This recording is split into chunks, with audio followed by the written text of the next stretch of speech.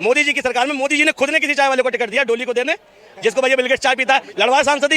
ये जो देश जो अंधभक्त है ना, ये अंधभक्त नहीं है, मेरी नज़र में देशद्रोही है, क्योंकि ये 2014 से पहले के भारत को नकार रहे हैं। मोदी भक्ति में तुम देश का विरोध कर रहे हो, पहले देशद्रोही है मोदी भक्त जो है। मोदी देश नहीं है, योगी देश नहीं है, देश मोदी योगी से बहुत व्यापक है। अरे कभी डीवाई चंद्रचूड़ जैसा व्यक्ति बगल में खड़ा करो और देखो कि भाई मोदी जी और चंद्रचूड़ में किसको सिलेक्ट करोगे। मैं कह रहा हूँ एक वोट नहीं पड़ेगा, एक वोट नहीं पड़ेगा मोदी जी को। टिकट छोड़ो, पहले जेल होनी चाहिए। भगवान राम का नाम खराब कर रहा है वो, कल को हार गया तो क्या कहेंगे, भगवान राम हार गए। ये कपिल मिश्रा के चेले हैं। कपिल मिश्रा ऑन टीवी बोला था ना कि पहले वही सरकार थी, बसों में लिखा होता था नीचे रखी हुई वस्तु बम हो सकती है, सावधान रहिए। ट्रेनों में अनाउंस होता था, मेट्रो में अनाउंस होता था, अब क्यों नहीं होता। बेटा लाल किला अभी हर घंटे अनाउंस होता है कि भाई कोई भी संदिग्ध वस्तु बम होती होगी। कभी मेट्रो में मेट्रो में भी अनाउंसमेंट होता है। जनता को गुमराह करने का काम तो जनता ने किया है। सरकारों से अलग है भाई, सरकारों का विरोध तो है ही, लेकिन सरकारों के जो चमचे हैं ना, ठीक है, इन्होंने जो देश की दुर्गति करी है, जो अंधभक्तों ने देश की दुर्गति करी है कि सरकार से सवाल पूछने देना नहीं चाहते। ठीक है, डेवलपमेंट बता रहे हैं, ठीक है, कॉन्क्रीट, ठीक है, कॉल इंडिया, ठीक है, ये सारी जो कंपनियां थी इसरो वगैरह, ये मोदी सरकार में आई हैं। पहले की तो कोई कंपनी थी नहीं, IIT पहले थे नहीं, ठीक है, IIMs पहले थे नहीं। यानी अगर 2014 में आज़ाद हुआ इनके अकॉर्डिंग भारत, देश में 93,000 किलोमीटर का हाईवे था, अभी 1,40,000 किलोमीटर का है। मोदी सरकार ने बढ़ाया है। ठीक है, आज इजराइल भेजा जा रहा है। हरियाणा की सरकार देश के युवाओं को रोजगार के लिए कहाँ भेज रही, इजराइल भेज रही। यूपी की सरकार कहाँ भेज रही, इजराइल भेज रही। अरे काम किया तो देश में रोजगार क्यों नहीं है, काम किया तो देश में लगाओ रोजगार। इजराइल से ज़्यादा कमाएगा, इंडिया में क्यों नहीं कमा रहा। इंडिया का पैसा चाइना की करेंसी से कमज़ोर हो गया, ठीक है, वुहान से कमज़ोर हो गया, ठीक है, इंडिया की करेंसी डॉलर से कमज़ोर हो गई, ठीक है, लेकिन डेवलपमेंट हो गया। मोदी जी बहुत काम कर रहे हैं, ऐसा कुछ नहीं। देखिए क्या काम, बहुत काम बताओ, तुम बताओ। विकास है, हर जगह विकास ही विकास है, ये समझिए। क्या विकास है, बहुत काम कर रहे हैं, रोजगार भी दे रहे हैं, ऐसा नहीं है रोजगार नहीं। क्या दे रहा है, वही मैं आपसे जानना। अभी ये बहुत दे रहे हैं, ऐसा मत पूछे क्या दे, नहीं पूछा, मतलब कि बहुत दे रहे हैं, ऐसा है। रोजगार बहुत दे रहे हैं, काम बहुत अच्छा कर रहे हैं, ऐसा है। क्या कर रहे हैं, मत पूछो, इतना याद नहीं रहता है, बहुत काम है। अरे एक दो तो बताइए। हम बोल रहे हैं बहुत काम किए हैं, ऐसा है, पूछो मत, बहुत काम किए। बहुत काम किया। रोजगार दे दे, रोजगार देंगे ना भाई, रोजगार दे दे भाई हमें। ये देखिए यहाँ रोजगार नहीं, रोजगार देंगे। तो सुनो, आशीर्वाद ले ले, आशीर्वाद। पता है क्या है, ये बोल रहे पूछो मत, बहुत काम किया है। वो तो पूछोगे ना इसका अगर इस भाई से पूछोगे, इस भाई से पूछोगे तेरा नाम क्या कहता, नाम तो बहुत सारे हैं मगर पूछो मत। बहुत नहीं, नाम एक ही है, दिनेश अच्छा। कुमार पटवा, महाराष्ट्र से हूँ। काम बता दीजिए, काम एक दो काम बताइए। काम तो बहुत किए भाई साहब, विकास बहुत किए हैं, बोलते रहे विकास बहुत किए हैं। पूछू नहीं, ये कहना चाह रहे हो, पूछू नहीं, बहुत काम हुआ है। काम किए हैं, और भी लोगों से पूछो ना, बहुत काम किए। बहुत काम किया, पूछू नहीं। हाँ, इतने काम किए कि मत पूछिए, काम बहुत किए हैं। क्या काम किया है, एक बताइए, एक चलिए एक बता दीजिए। काम बहुत किए भाई साहब, ऐसा है, बोलते रहे हैं। एक बताइए। काम है, देखो राम मंदिर बनवा दिए, 370 हटा दिए, बस हो गया। और दो काम बताए, और बताएं कितनी बार एक और बता दे। राम मंदिर मोदी जी बनवाए हैं, नहीं, जनता भी बनवाए, लेकिन मोदी जी ने क्या बनवाए हैं, जनता भी बनवाए हैं, मोदी जी ने दिया है। जनता भी बनवाए, मोदी जी ने बनवाए हैं। जनता नहीं बनवाया, राम मंदिर का ट्रस्ट है, उसने बनवाया है। मोदी जी का क्या योगदान है, कोर्ट में मुकदमा लड़ रहे थे, पैरोकार थे, मोदी जी वकील का फीस भरे हैं। मोदी जी किस मामले में थे, मोदी जी का काम मतलब बीजेपी का काम देखिए, बदनाम कर रहे हैं मोदी जी को, बस हो गया। काम कर रहे हैं मोदी जी काम, ये पता नहीं क्या काम कर रहे नहीं, मोदी जी काम कर रहे, सिर्फ बदनाम कर रहे, वो बात की बात है। हैं। मोदी जी का पूरा नाम बताइए। मोदी जी का नाम है ना, श्री नरेंद्र दामोदर दास मोदी, श्री नरेंद्र मोदी जी। नरेंद्र मोदी जी। जी हाँ, पूरा नाम पूरा नाम तो बता रहे हैं ना, पूछो नहीं, बोल तो रहे भाई नरेंद्र मोदी जी। क्या साहब, मुझे मुल्ला नसरुद्दीन का एक चुटकुला याद आ गया। ठीक है, ये कह रहे पूछो मत। मुल्ला नसरुद्दीन को भाषण देना तो आता नहीं था, स्टेज पे बुला लिया, ठीक है, और जनता ने सोचा कि आज इसकी नेतागिरी निकाल देंगे। तो मुल्ला नसरुद्दीन स्टेज पर आए और स्टेज पर आके पता क्या बोले कि प्रिय जनता, क्या आप जानते हो मैं क्या बोलने आया हूँ। तो जनता बोली हमें क्या पता होगा क्या बोलने आया। तो पता है मुल्ला नसरुद्दीन बोले कि जिस जनता को ये नहीं पता हो कि मैं क्या बोलने आया हूँ, जाओ मैं उनके सामने नहीं बोलता, और नाराज होकर चले गए। अब इतने में जनता ने सोचा यार ये तो गलती कर दी, उन्हें दोबारा बुलाया। तो जनता ने सेटिंग कर ली कि अब की अगर पूछे कि मैं क्या बोलने आया तो बोलना हाँ पता है क्या बोलने आया हूँ। तो मुल्ला नसरुद्दीन फिर माइक पे आए, बोले प्रिय जनता क्या आप जानते हो मैं क्या बोलने आया हूँ। तो जनता बोली हाँ जी जानते हैं क्या बोलने आए हो। तो मुल्ला नसरुद्दीन बोले जब तुम सालों पहले से जानते हो तो मैं बोलूँ क्यों। तब इसके बाद जनता ने कहा कि आधे प्लानिंग करी कि आधे बोलेंगे हाँ जानते हैं, आधे बोलेंगे नहीं जानते। तो तीसरी बार मुल्ला नसरुद्दीन को बुलाया और बोला कि प्रिय जनता क्या तुम जानते हो मैं क्या बोलने आया हूँ? तो आधे बोले हाँ जानता हूँ और आधे बोले नहीं जानता हूँ। नसरुद्दीन पता क्या बोले कि आखिर आधे आधों को समझा दो क्या बोलने आया हूँ, मेरा क्या काम।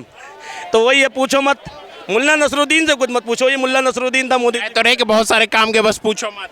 वही तो, पूछो मत, काम इतने किए हैं कि बता नहीं सकते। ठीक है, हालत इतनी फटी पड़ी है कि जता नहीं सकते। मोदी के फैन है, मैं बता रहा हूँ गारंटी, ये राशन, इनको राशन भी नहीं मिल रहा होगा। ठीक है, 5 किलो जो राशन की सुविधा है ना मोदी जी से, वो भी नहीं मिल रही होगी बेचारे को। बेचारा कैसे कैसे जीवन काट रहा होगा, मगर पूछो मत। ठीक है, मोदी जी एक और दावा करते हैं कि मैंने जो किया 10 सालों में, एक ट्रेलर है, फिल्म अभी बाकी है, बहुत कुछ करना है तीसरी बार में। हाँ, जो मोदी जी ने किया 10 साल में वो यकीनन अभी तक किसी ने नहीं किया, कोई नहीं कर सकता। इतना झूठ तो कोई बोल ही नहीं सकता। प्रधानमंत्री जो देखा, जो डंके की चोट पे कहता है कि अगली बार भी मैं बनूंगा प्रधानमंत्री। ठीक है, और फिर कहता है जी लोकतंत्र को कोई खतरा नहीं है, कोई ईवीएम की सेटिंग नहीं है। चुनाव आयोग पर पहली बार सवाल उठे 10 साल में, पहली बार भैया चंडीगढ़ जैसा कांड हुआ मेयर इलेक्शन में। ठीक है, तो 10 साल में जो जो उपलब्धियां मोदी जी की हैं, 10 साल में तो ऐसा कभी नहीं हुआ। मोदी जी ने यकीनन 10 साल में वो शासन दिया है कि अगले 100 वर्षों तक याद किया जाएगा कि एक ऐसा दूरदर्शी प्रधानमंत्री भी देश को मिला था कि जिसने पराकाष्ठा क्रॉस कर दी थी। ठीक है, डेमोक्रेसी की सीमा और हदें लांघ दी थी। लोग तो ये भी कह रहे हैं जब से मोदी जी आए हैं देश को कोई नहीं जानता था, 70 साल में कोई नहीं जानता था, 10 सालों में विश्व में डंका बज रहा जब से मोदी जी आए। मेरी नज़र में वो लोग पहले देशद्रोही हैं। देखो, हर बेस में भाई देशद्रोही अलग अलग बेस में है।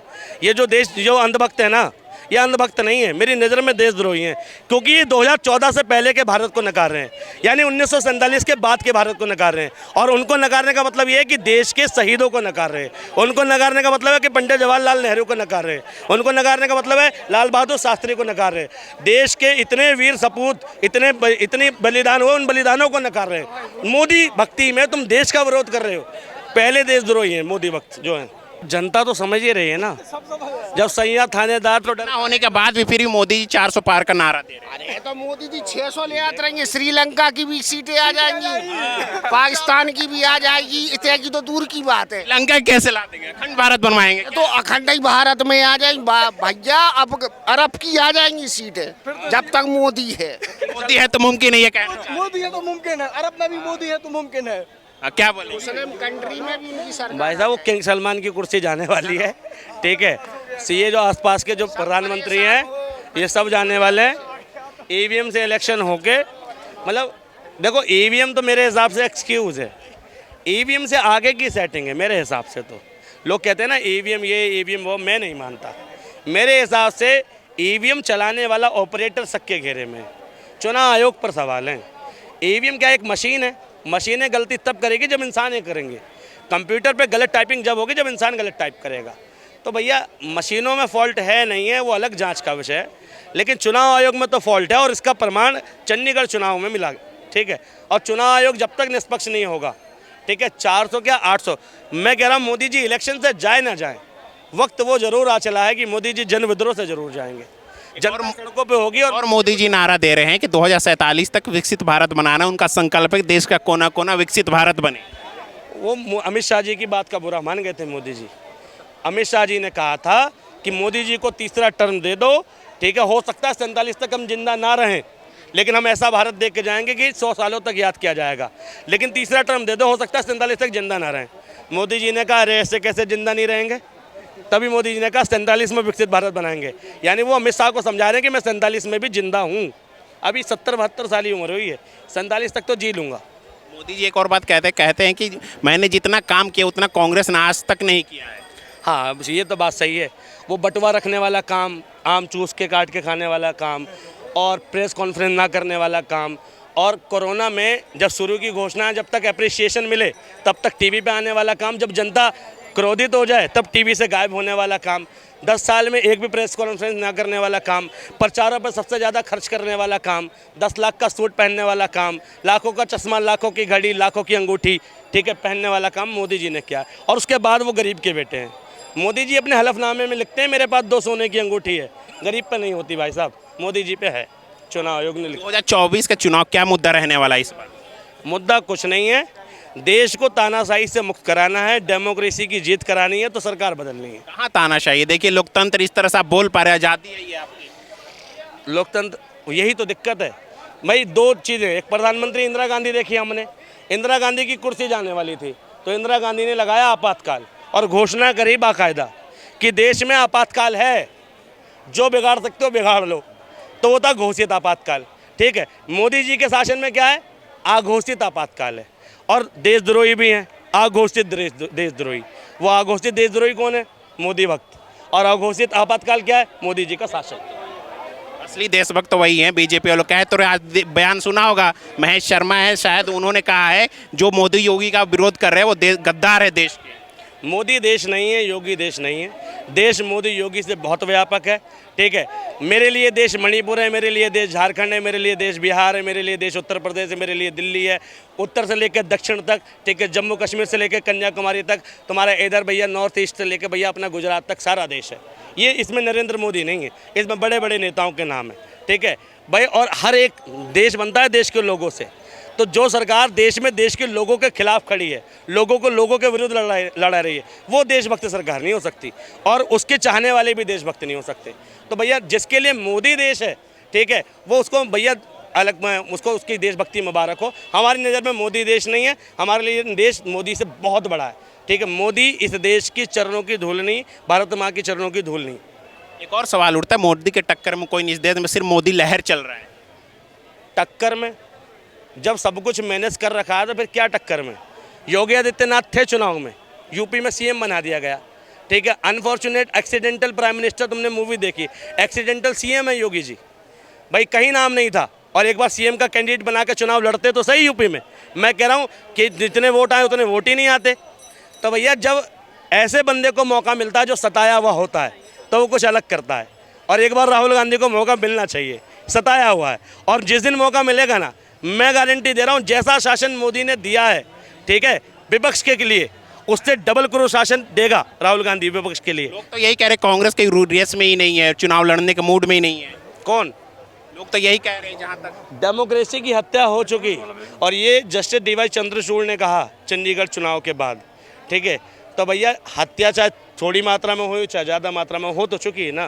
ठीक है, बाकी मैं कह रहा हूँ कैंडिडेट देश का प्रधानमंत्री कैसा चाहिए। मोदी जी का कंपैरिजन करोगे तुम राहुल गांधी से, मोदी जी का, अरे कभी डी वाई चंद्रचूड़ जैसा व्यक्ति बगल में खड़ा करो और देखो कि भाई मोदी जी और चंद्रचूड़ में किसको सिलेक्ट करोगे। मैं कह रहा हूँ एक वोट नहीं पड़ेगा, एक वोट नहीं पड़ेगा मोदी जी को।